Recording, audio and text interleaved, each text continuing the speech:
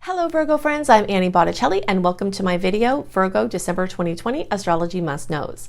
This month we've got, finally, a lot of change and momentum. This is a major period of time of openness in the stars, and I'm going to go into lots of details about that. I've got my little checklist to keep us on track here. And two things to note before we get to that. This video is for you if your moon is in Virgo, if your rising is in Virgo, of course if your sun is in Virgo, or if you watch for any other Virgo placements, this is for all of you equally, okay? The next piece is that if you're a late degree Virgo placement, so if you're like September 11th through the rest of the sign and the later in the sign, or 20 to 29 degrees, and the later in the sign especially, even, you know, as you get closer to the switch over to Libra, I always suggest that you watch not only my Virgo reports, but also my Libra reports, because they each will have additional, pieces of your bigger astrological picture. Okay, you cuspy friends tend to have certain things staggered, and I speak to them when I see that there's going to be a difference, but you will get more details about the month that we're talking about in the Libra report too. Okay, so let's look at my handy dandy list here. December must know. We're full steam ahead. We've got not only finally the personal planets really raging forward, we also have every planet that we look at traditionally in, in the stars in Western astrology moving forward, except Uranus, which will be direct as well in January. So between December and January, we're going to move towards having everybody, and even a lot of the star goddesses are going to be moving direct, all except one in January. So you can make up a lot of headway for, like, if you feel like you've wasted a lot of time or things have been slow or stagnant, in a very short amount of time, things can progress forward in a very surprising way.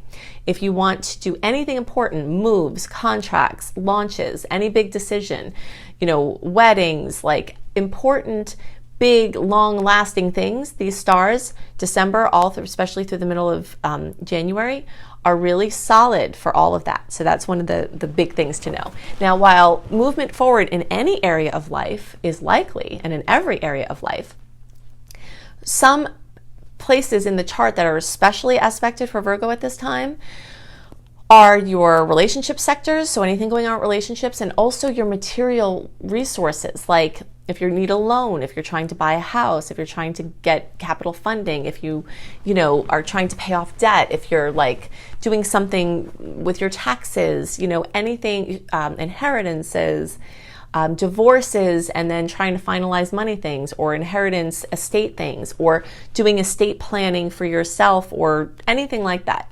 Those types of things will really see a notable push forward at this time. And your house and housing and real estate world is also going to be very much brightened at this time. Okay, so the second thing that is on my list here is the energy of Sagittarius and how that mixes with Virgo. Okay, because we're going to have the Sun and Mercury in Sag, and when that happens, well, for everybody, we have a dizzying scatteredness, a busyness. This time of the year, people think that this time of the year is busy because it's holiday time and it's the end of the year. And some of that's true, but more of it is because Sag energy is super busy. It's scattered, it's all over the place. It has its fingers in a lot of pudding pies. It's distracted, and it's just like covering a lot of ground. And so that's part of why we have this experience every year at this time. Now for Virgos, this can be extra overstimulating because of the angle that Sagittarius makes to Virgo. It's not an easy angle, it's a square, and squares are points of tension.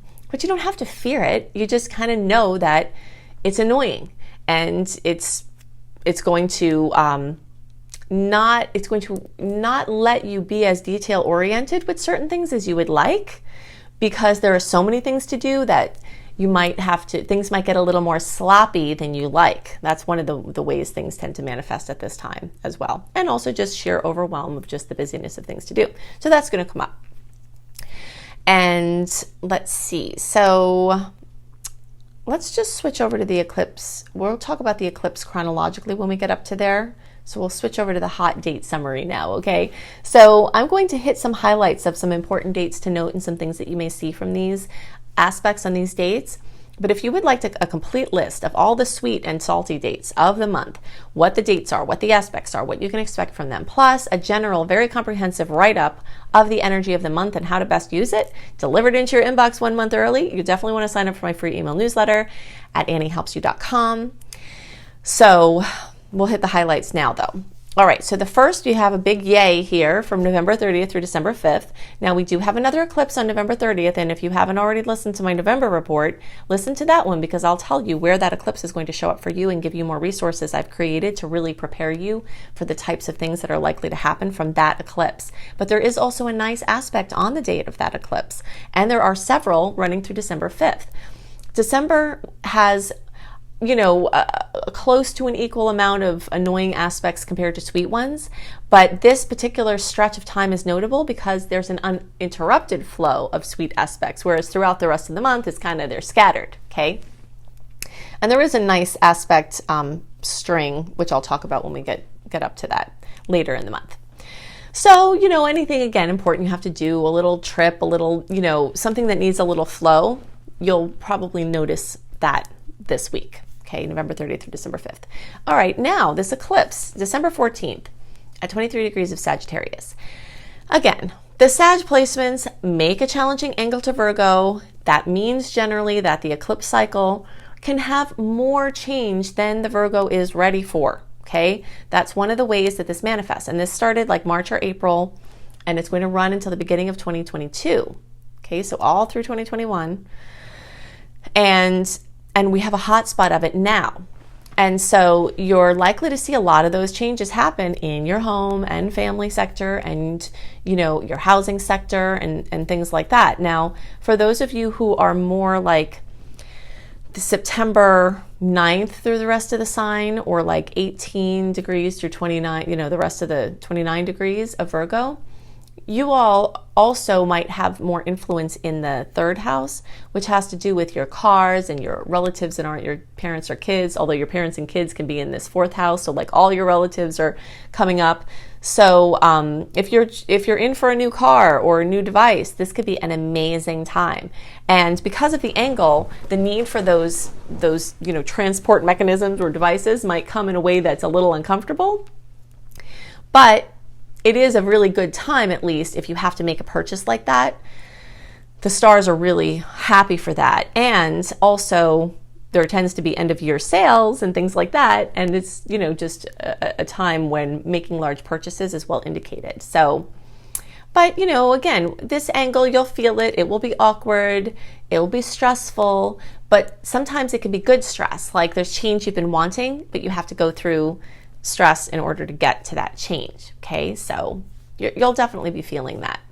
Now, to understand more about how you might see these eclipse effects, I've made this really comprehensive eclipse series. And in this eclipse series, through the signs and houses, I've put all the things that I can think of that I've seen from doing thousands of live readings, from doing hundreds and hundreds, maybe even thousands of horoscope readings by this time.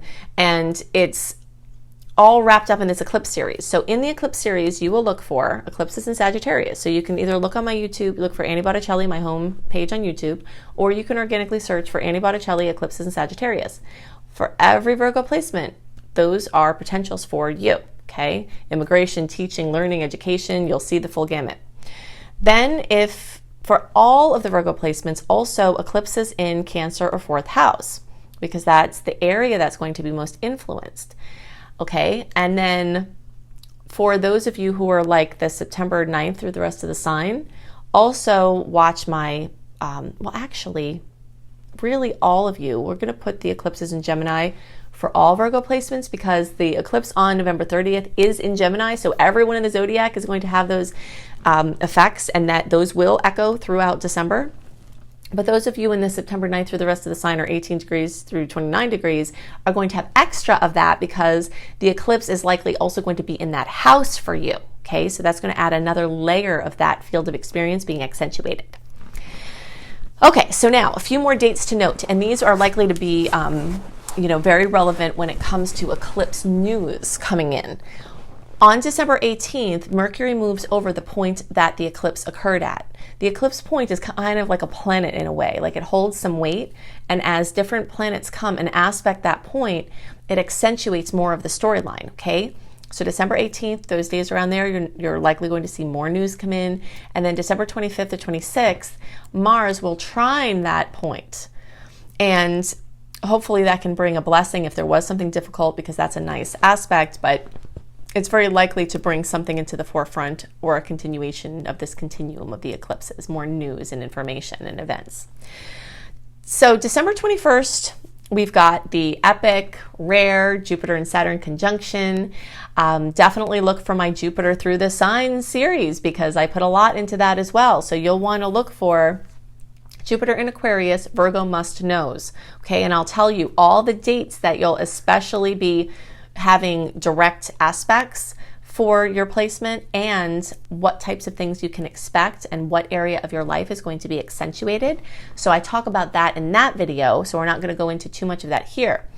But this is, you know, air aspects are not in easy harmony with Virgo. So again, these are points of conflict, but you don't have to fear it. You just have to know, like, okay, it's going to be a month like that. Like this month where I'm recording now, you might notice I look really tired and whacked out, because this month is a month when I have things hitting in my, you know, in my chart in a rough angle. And I'm feeling it, you know, I'm feeling it, but I'm fine and everything's moving forward and, you know, whatever.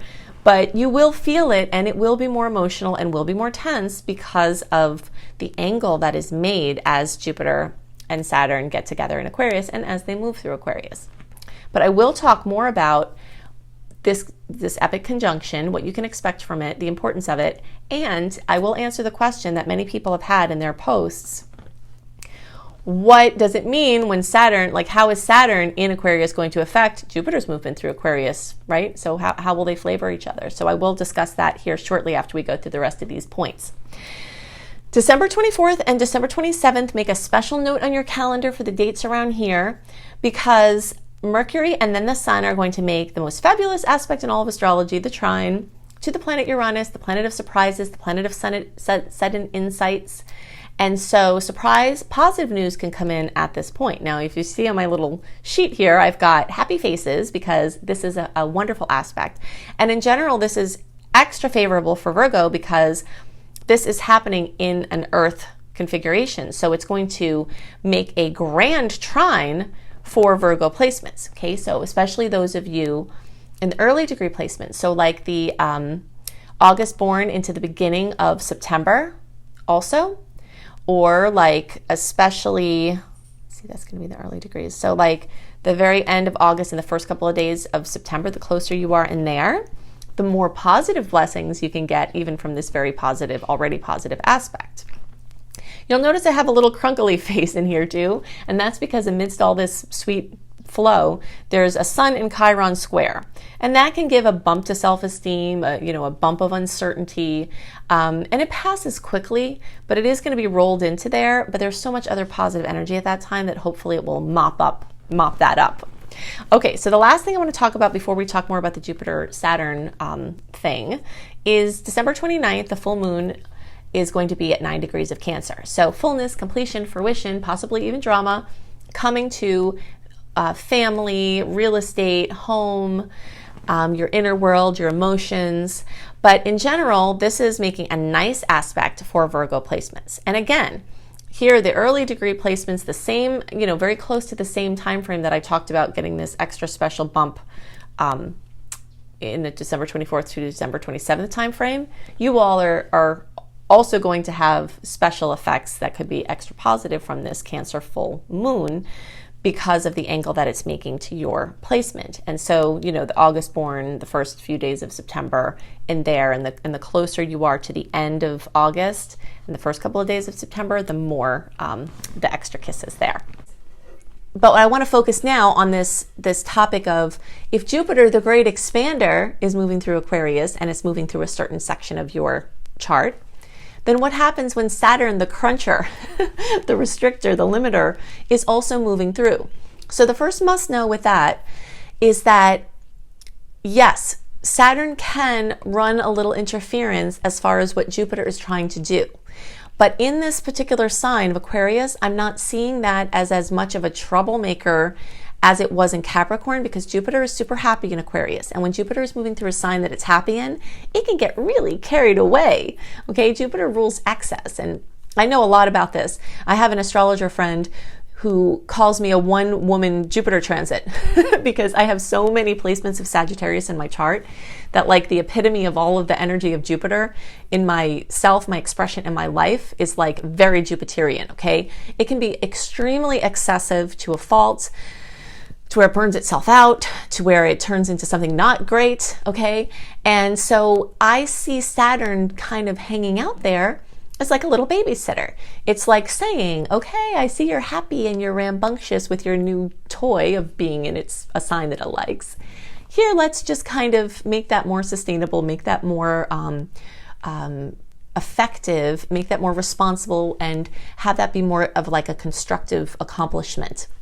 You can also kind of think of this energy like a prescribed burn when they're trying to clear out some underbrush to protect from wildfire issues in the future.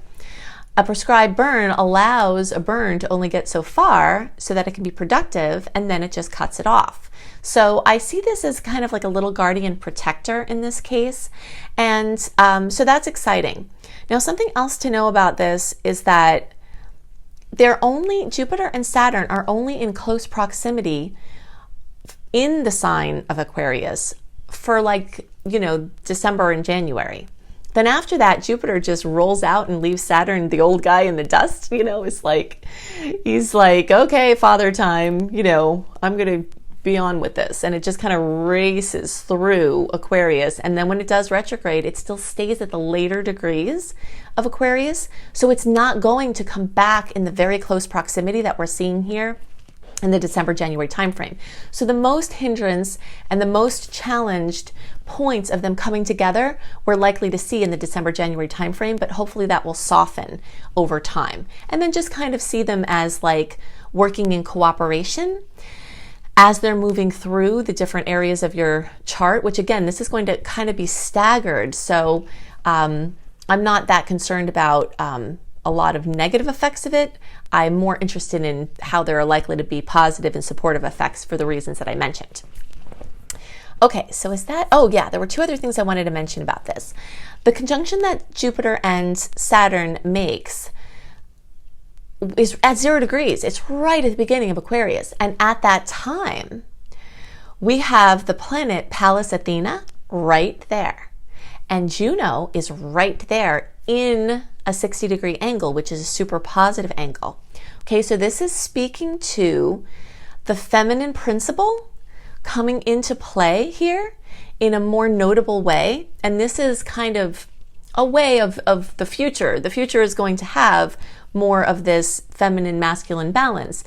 And notice that I'm not saying male or female. It transcends the gender distinction. It's the energy of feminine and masculine within ourselves. It's the energy of feminine and masculine within the society, within the systems. It's just adding more of that balance. So with these two ladies here, kind of supporting this connection, I think it's going to speak to a really nice balance that can also hopefully offset some of the challenge points. And we are in for another wild ride in 2021, I'll be honest with you, but I think the types of changes that will come from the outer planets coming together are more progressive and more have to do with the fact that change is coming and there will be resistance to the change, and that some of the changes that are suggested are not necessarily the best ones, and kind of finding the balance. That's going to be the story of 2021. So if you'd like to have more information about